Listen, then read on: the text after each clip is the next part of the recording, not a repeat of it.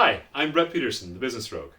Today we're going to talk about what business should you start, right? Or which business should you start? Or how do you know this business you're starting to think about is worth going after? By the end of the video, you should know how to measure whether a business is worth investing in your time and money in or not, how to track that, how to compare it against other alternative investment options.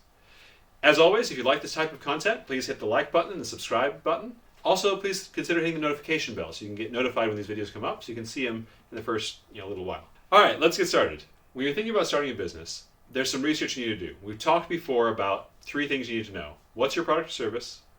Who you're going to sell to? Why should they care?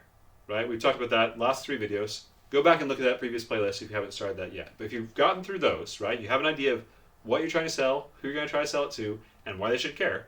The next question is it worth it? There are lots of businesses out there that you could start. Not all of them are worth your time and money. What we're going to use today to measure whether something's worth your time or not is how much money you make back from your investment. So an investment is when you spend money to make more money, right? Instead of just buying a hamburger, which is just a purchase, an investment, you're going to put money into a company, or in this case, a startup business of your own, with the anticipation that you're going to get more money back from it, right? Starting a company is a type of investment. You're going to spend a lot of time and a decent amount of money, probably, honestly, to get up and running. So hundreds of dollars at least, thousands of dollars probably to get up and going. So how do you know if it's worth it? Think about how much money you need to start your business.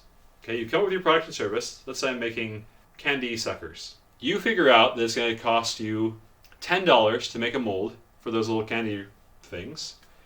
It's going to cost you about $5 to make the sticks for those things, right? To buy a pack of sticks you can bend over and stick in the candy. And it's going to cost you $20 in sugar and food coloring and flavoring to put in those suckers. And then you're going to spend maybe $1 on fuel in your home stove to heat up the candy to be able to pour into the molds, right? You probably need some kind of packaging for them too, so call it another $5. All in, you're less than $50 to get that started, right? But how much can you sell those suckers for? Well, I think I can buy them in bulk for about 5 cents a piece. So to make back that $50, just to make that back in sales, you sell 20 suckers per dollar, because you're selling them for a nickel a piece to compete with the stuff you can buy in bulk. And so 20 suckers per dollar, and you need to make back $50, that's 1,000 suckers before you're even competing, right? And then each sucker costs you a little bit. It's not, unless you can make all 1,000 of those suckers with your initial $50 investment, there's going to be a little bit of extra money. So you have to balance that. How much money am I putting in? How much money am I going to get out of this? And you don't just want to break even.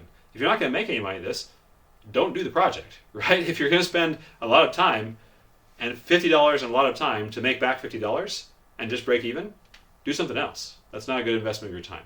You say, Brett, I can sell these suckers at 25 cents a pop because I'm going to sell them at kids' soccer games. I'm a soccer mom and I can have a little tray with a loop around my neck and I can sell them to the kids for $0.25 a pop. Fantastic. Now you only have to sell 200 suckers to make back your $50. And if you can make 1,000 suckers, then those other 800 suckers you're selling are profit. And you can sell 1,000 suckers in a weekend, when your kid's already playing soccer and you have to be there anyway. Now it's starting to be a little bit more lucrative. Now it's starting to make sense, right? You can express that as a percentage. It's not hard math. Take the money you're expecting out in sales, divided by the money that you put in to make those sales, and multiply by 100. Right? And that gives you your return on investment. It's a percentage, right? So in this case, you're selling 1,000 suckers at $0.25 a piece. That's worth $250. So that goes in the top. $250 divided by $50 of money you put into it equals 5 times 100 is 500% return on investment. That's pretty good. In startups, you're actually often looking for a multiplier. So instead of expressing it as a percentage, that would be a 5x return. So again, return on investment is what you hear. But if you ever hear a startup, you look on Shark Tank or another startup company, you hear them talking about a 5x return or a 10x return. That's a 10 times return on investment. There are other types of investments that have usually much smaller rates of return. For example, my checking account gets 2% return on investment every year. It's a 2% interest rate. You might have heard it this way. So if I put in $100 into my banking account, at the end of the year, I'll get $2 back. So I get $2. That's my sales in this case. I divide that by 100, the money I put in, $100 I put in to get those $2, and I'm left with 0.02. I multiply that by 100. That's 2% return on investment every year. 2% is not bad, but I'm not going to feed my family on $2 a year from my $100 investment. By contrast, my $100 investment making $250, a weekend is starting to be a little bit more interesting, right? So as a startup, look at your return on investment. There's another part to this though for startups, and that's your time. Remember that $250 we're making? Let's say it takes you 1 hour of sales to make that $250. Then you're making $200 an hour in profit. $250 in sales minus $50 in costs, $200 in profit. Pretty good. And you're doing that in an hour? $200 an hour is bang up business. Do that every day of your life if you can, right? Problem is, what if that takes you 10 hours of sales? What if it doesn't sell as much as you think it does? And the first day you go out on the weekend, only 10 kids buy the first game, and then 10 kids buy per game, and you spend 10 hours in the weekend to sell 10 or 20 hours in the weekend selling those silly little popsicles, right? Silly little lollipops. Plus the time it took to make it. Now you're at 22 hours, let's say. So it took 2 hours to make the lollipops, the suckers, and so it took you 20 hours to sell them. Which is not unrealistic, by the way. That can happen when you're doing direct-to-consumer sales. It happens all the time, actually. Things take a lot longer to sell than you'd hope. So now you're 22 hours. You've made $250 at 22 hours, right? Or $200 at 22 hours. Let's round that off to 20 hours just to make the math easy. $200 at 20 hours is $10 an hour. Let's say you have a side job where you could make $15 an hour. Well, you've just kind of lost money at your startup, right? Making those suckers, it was actually a lower return on investment than just going and being employed, right? So there's a balance you have to strike. Now, there are some long-term benefits. Sometimes you need to do things that don't have a great return on investment yet, so they'll have a bigger return on investment later, right? For example, let's say your first weekend of sales of those little suckers doesn't go so well. Nobody buys them, nobody's seen them, and people are a little bit weirded out by it.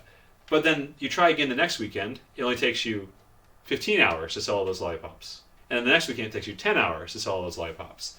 And the weekend after that, word has gotten out, and you sell all the lollipops in 2 hours.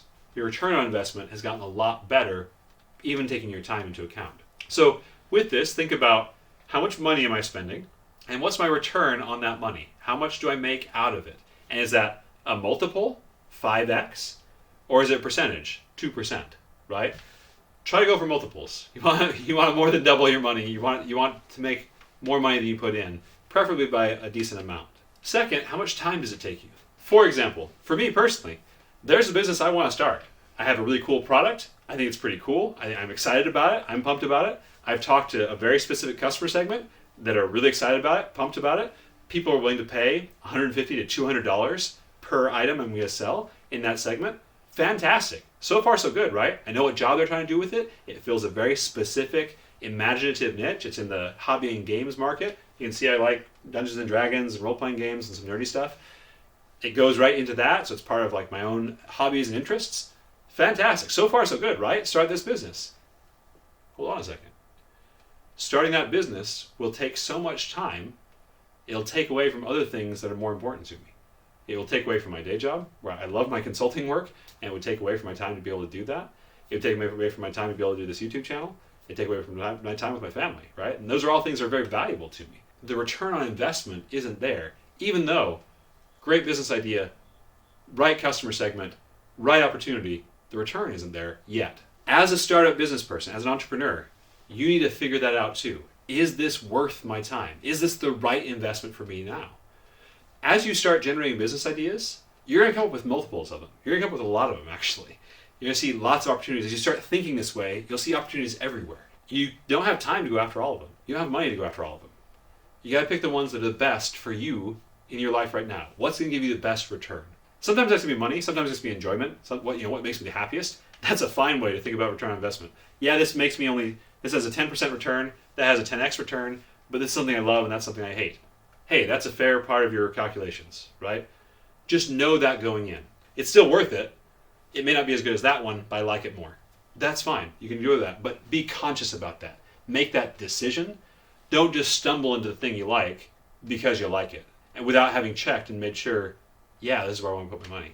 As a side note, as a startup business person, when you're talking to friends and family, your spouse, your significant other, your parents, siblings, concerned friends, right, who are wondering what you're doing with all your time and why you're blowing your life savings on this dream, if you can show them the return on investment, it's a lot easier to have those conversations. Like, yeah, I'm going to spend 10 grand starting this business because I think I can hit 50 grand, turn that 10 grand into 50 grand within 6 months. Oh, okay, so this is a calculated risk, you're saying. It gives a lot of your friends and family, people who care about you, a lot of comfort to know that, hey, you've thought through this. This is not just some wild idea you're chasing because you think it's cool. Also, most important of all, if the numbers don't make sense, you might want to do a different project. It's okay to put the brakes on your idea. Put it on hold until something changes. Put it on hold while you pursue a different idea, right? I'm doing that. I give you full permission to do that too.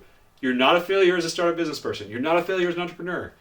If you say, hey, this doesn't make sense right now, I'm a good entrepreneur, I'm going to think about something that does make sense right now first instead. That's something else too. If you have a great idea, but you need $1 billion to implement it, if you don't have $1 billion, you probably need a different idea, right? Go find something else that's smaller that you can tackle now, and then you can go after it and build up to that $1 billion project. If you're watching this channel and you have $1 billion and $1 billion idea and you want help on it, give me a call, we'll talk. But for all of the rest of us, it's okay to build up. It's okay to start where you can. It's okay to start where it makes sense for you and your family. In fact, you kind of have to start there.